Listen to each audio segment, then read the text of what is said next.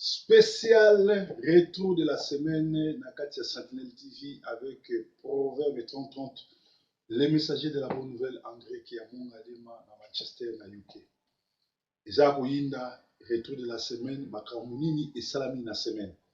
Na banda kolobela bino banda kala que Kabila azalaki kosenga 3 noms na primature parce que azalaki déjà na bato na ye oyo ya sombaki bazalaki na IDPS.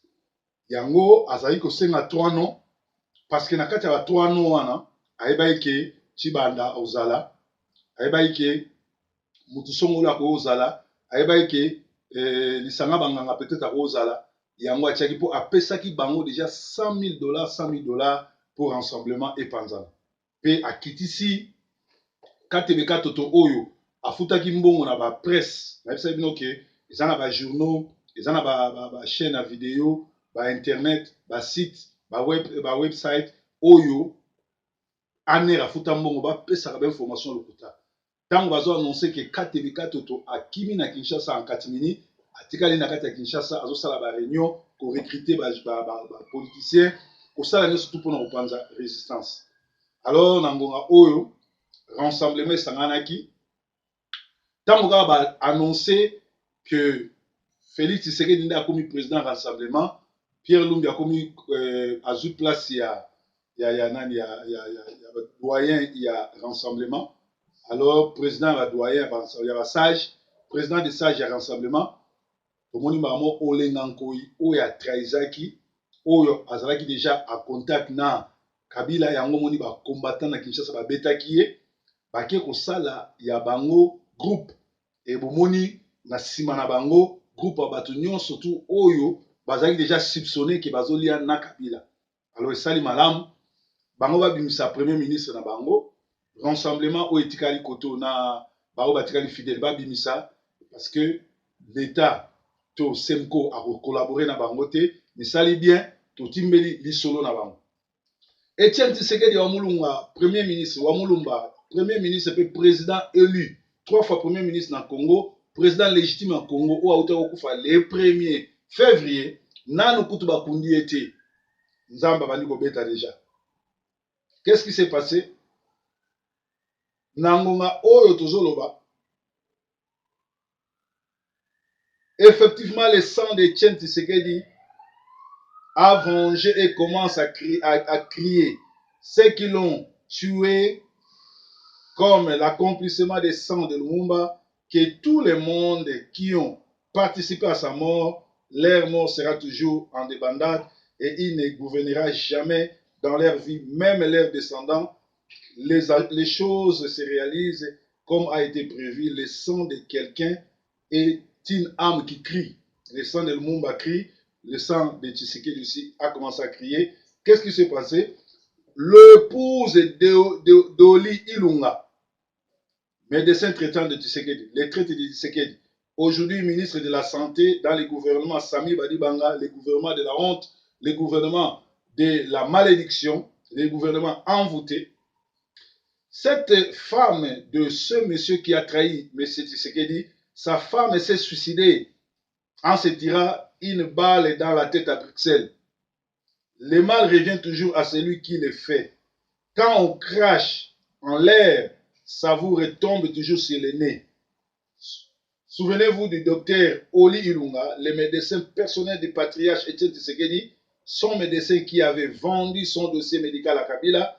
Parmi les 2 médecins qui avaient permis l'assassinat de notre papa Etienne Tshisekedi en échange de leur poste ministériel dans le gouvernement de maudit de Sami Badibanga, Oli Ilunga est actuellement ministre de Santé de Sami Badibanga.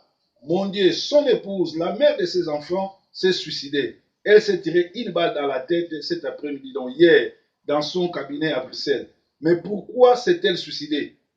Qu'est-ce qui a fait, qu'est-ce qui l'a poussé au suicide? Le sang des chefs, des cabarets de Etienne Tshisekedi, on n'y touche pas. Le sang a commencé à crier vengeance. Certainement, certains d'autres vont suivre. Donc, moi, s'il y a médecin traitant Tshisekedi, Oli Ilunga, à se suicider, qui lobby dans Bruxelles, dans la résidence, dans le cabinet, dans Bango, amibeti masasi ye moko na moto akufi. Alors bato ebele balobi ete mokonzi monene lokola Tshisekedi basakanaka na ye te. Mokonzi monene lokola Tshisekedi makila na ye basakanaka nango te. Alors kutu nano ebembe bandi kokita kini te, ba traître bakomi déjà kobima rassemblement, komi se suicider eya mobulu. Lobi Kinshasa mobimba, diaspora mobimba, misu na bango ezalaki braqué na makambo za koleka pa ne mwana nsemi. Alors ezali pasi pe ko mawa komona tata mukolo ndenge wana oyo alobaki ya kofrape na place a frappe ya frappe te, me ye bakokanga ye abatami na se ya mabulu na basi ne misato. Soki botali elongi na ye bandika oyo azali kobete boma babombe ebalukelaki ye ebeti ye na elongi, bomoni ndenge elongi na ekomi. Esali nga mawa parce que aza congolais, mais esekisi ngai mpona bato nyonso oyo baza kokumisa ne mwana nsemi. Sikoyo lokola ne mwana nsemi bakangi ye na banzi boluka lider mosusu oyo akofinga su Kabila, nsima bolobaka lider na biso ye wana. Toza na posa bafinga Kabila te, toza na posa bayebisa Kabila te kaya Rwandais mpo ye moko ayebi kaya Rwandais, ye moko ayebi ke bakongolais balingi ete. Toza na posa mouvement moko insurrectionnel, mouvement moko ya armée ebeta minduki mpona koboma Kabila. Botala bien na Kinshasa 50 jours ese ekoki, plus de 50 jours oyo basinya bakora le 31, eloko moko eza respecté te. Soko olingi orevendike bapolisier baye bakangi yo batio na boloko oyo babomi yo. Alors mutu ya ndenge wana faut pas kopesa ye occasion ya kozala humilier ndenge wana. Alors ne mwana nsemi il faut ayekola politique. Mutu oyo tozolela Etienne Tshisekedi alaki soki amoni eyindi akobatama te, abimi abi boswanga bokende na nga.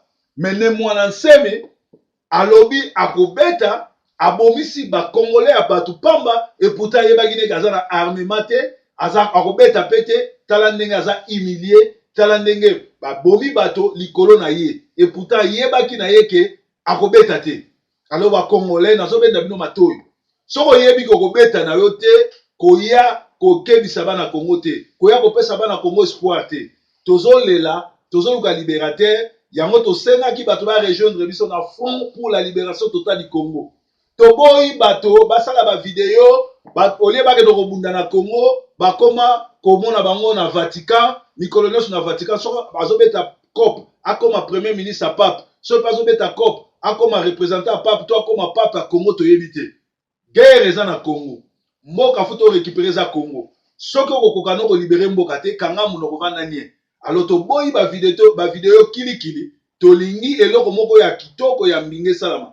Papa na biso ne mwana nsemi c'est un Congolais. Et tant que Congolais ezosala nga pasi ke bakanga ndeko na biso mpo baboma ba Congolais. Mais tant que combattant pe résistant na sepeli mpo babuzo babongo ezaka sute. Un résistant, un combattant akitikaka ndenge wana te. Esengelaki ne mwana nsemi ayebake na ngonga oyo tosi tokomprenaki baje na bango. D'ailleurs soki ne mwana nsemi azalaki camarade ya Kabila te, be babomaki ye mpo mutu asi azwi minduki, mutu aza na baflèche, aza na bandika. Et puis foti na bino bato ya ne mwana nsemi oyo boza na poto, boza na diaspora, boza na Kinshasa, boza na wapi, boyebaki bien ke ye aza na posa bandika ebele mpo abeta yango ekoma babombe. Mpo na nini bokendaki kofournir ye ata bandika te? Siko bandika nyonso azalaki nango esili, moko atikalaki nango lere ebeti, olieke nozwa kanyama ezongeli ye nelongi. Likambo mosusu akokamwa kanyama nanu namona bolole ya soda lokola kanyama te. Yo un général d'armée ozokita na terrain mpo obimisa bamiskle na bato baza armé te. Me bamiskle wana na Nord Kivu, na Beni, na Lubero, na Lubefu tomonaka bino te. Ba M23 baza kuna nan tomona bino te bokekanga bato ba M23, nan tomona bino te bokanga ba Rwandais oyo bazwa koboma na Congo. Makasi na bino yali kaka soki Congolais atomboki bokei kobimisa armée mobimba na yo général mobimba okiti oke okanga ndeko no Congolais. Cela prouve que ozali vrai esclave neti tipo ozali vrai esclave oyo azo travailler sous ordre ya occupation. Parce que ngaso naza général makambo mutu lokola ne mwana nsemi un fou qui se drogue oyo akosi bato ke bako frapper, bako benga na kabila, et pourtant ça même la capacité à retenir bangote. Donc c'est un malade. Ce monsieur-là, il ne faut pas me mettre en prison, il ne faut pas me mettre en hôpital, va soigner parce que c'est un malade. Pourquoi abomisi ba Congolais? Parce qu'il y a un pouvoir, il y a frapper. Alors, yo général Mobimba, au kitipe au lati teni, ne koti ba généraux, ok okanga un individu ou asa un malade mental, ok okanga un armée Mobimba. Donc, bozali bongo bando ki boza mayele mingi. Breaking news, retour de la semaine yangwana. Basama mususu ba yebisi biso e ali et oyo tozwaki awa balobi plus de 50 jours se sont passés sans application de l'accord du 31 décembre, soit plus de 10% déjà consommés méchamment sur le temps qu'accordent ces compromis politiques à l'ensemble des institutions congolaises, désormais illégitimes pour organiser des élections avec les étrangers. Pendant ce temps, toute revendication émanant de différentes couches de la population est réprimée avec violence et force disproportionnelle des chefs coutumiers et autres chefs religieux, y compris la Senko, subissant cette dictature, une police qui s'en prend violemment aux écoliers, opposés à la spoliation de leurs écoles en pleine année scolaire, cela me laisse sans voix. Que dire d'autre? Nous sommes dans un régime de terreur, un pouvoir qui n'a pas la honte de justice, l'inacceptable au point de qualifier le montage des vidéos authentiques montrant l'exécution sommaire des populations non armées, c'est un camouflet.